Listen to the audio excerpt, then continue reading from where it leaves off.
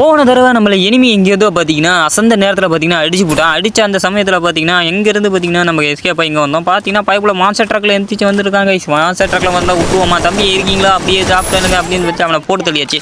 போட்டு தள்ளினதுக்கப்புறம் பார்த்தீங்கன்னா இங்கேருந்து டேரெக்டாக மேலே தான் ஓடினேன். மேலே எவனாவது எனிமி இருக்காங்கன்னு சொல்லிட்டு பார்த்து பண்ணி தான் ஓணும். ஏன்னா இங்கேருந்து அடிப்பானு தெரியாது. அங்கே 2 பேர் சண்டை போட்டுருக்காங்க. நடுவில் நம்ம ஓசிக்கில் அடிக்க பார்க்கலாமான்னு பார்த்தா ஓசிக்கில் அடிக்கலான்னு பார்த்தா அவன் அடின்னு அடித்தான். பார்த்தீங்கன்னா பைப்பில் உசாராய் ஓசிக்கில் அவன் அடிச்சிட்டான்.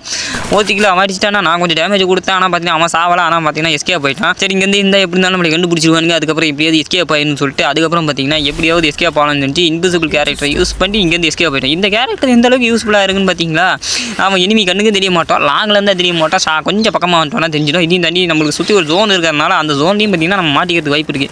அதுக்கப்புறம் பார்த்தீங்கன்னா இங்கே தான் வந்த தம்பி எப்படியாவது போட்டு தள்ளிடலாம்னு நினைக்கும் போது தான் எனிமி அடின்னு அடிக்கிறேன். தம்பி பார்த்தீங்கன்னா உஷாராகி போய் அந்த இடத்துல பார்த்தீங்கன்னா இதுக்கு மேலே பக்கத்தில் எதுவும் போக முடியாது.